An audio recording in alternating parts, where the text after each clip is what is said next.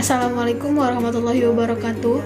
Perkenalkan, nama saya Miranda Stompul, NIM 205036 dari program studi D4 Budidaya Tanaman Perkebunan.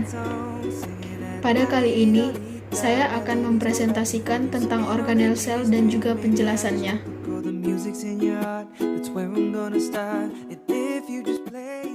Apa sih yang dimaksud dengan sel? Sel adalah unit struktural fungsional terkecil dari makhluk hidup, yang dibedakan menjadi dua, yaitu sel prokariotik dan sel eukariotik. Sel prokariotik merupakan tipe sel yang tidak memiliki sistem endomembran, sehingga sel tipe ini memiliki materi inti yang tidak dibatasi oleh sistem membran, tidak memiliki organel yang dibatasi oleh sistem membran.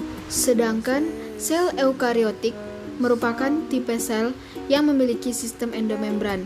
Pada sel eukariotik, inti tampak jelas karena dibatasi oleh sistem membran.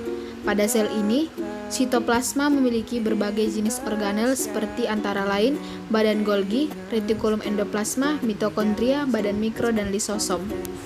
Lalu yang selanjutnya adalah organel sel tumbuhan. Di dalam sel tumbuhan, ada berbagai macam organel yang masing-masingnya punya fungsi sendiri untuk kehidupan sel tumbuhan. Organel-organel yang ada di dalam sel tumbuhan ini diantaranya adalah inti sel atau nukleus, kloroplas, ribosom, mitokondria, badan Golgi, retikulum endoplasma, vakuola, dan juga peroksisom. Yang pertama yaitu nukleus atau inti sel.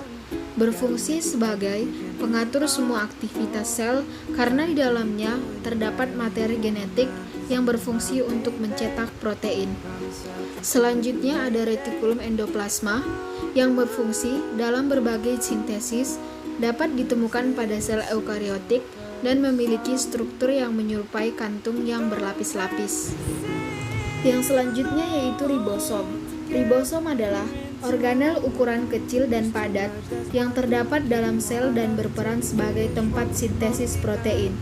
Ribosom terdapat dalam sitoplasma dan melekat pada membran retikulum endoplasma ketika berlangsungnya proses sintesis protein. Organel sel berikutnya adalah mitokondria. Mitokondria adalah organel dengan membran ganda yang ditemukan pada sebagian besar organisme eukariotik yang berfungsi sebagai pusat respirasi seluler yang menghasilkan banyak ATP. Yang selanjutnya ada badan Golgi. Badan Golgi atau disebut juga aparatus Golgi, kompleks Golgi atau diktiosom adalah organel yang dikaitkan dengan fungsi ekskresi sel dan struktur ini dapat dilihat dengan menggunakan mikroskop cahaya biasa. Organel selanjutnya adalah plastida atau kloroplas. Plastida atau kloroplas adalah organel sel yang berfungsi untuk menghasilkan klorofil dan sebagai tempat untuk berlangsungnya fotosintesis. Yang selanjutnya yaitu vakuola. Vakuola adalah suatu ruang yang ada di dalam sel berisi cairan seperti rongga yang dilapisi suatu membran, di mana cairan tersebut berupa air yang melarutkan berbagai zat diantaranya enzim, lemak, alkaloid, mineral salt, asid, dan basa. Tidak hanya itu, dalam vakuola juga terdapat amino asid, organik asid, gas, dan juga glukosa. Organel yang terakhir yaitu peroksisom. Peroksisom merupakan salah satu organel yang terbungkus dari membran tunggal dari lipid dan di dalamnya mengandung reseptor atau protein pencerap. Cukup sekian presentasi saya.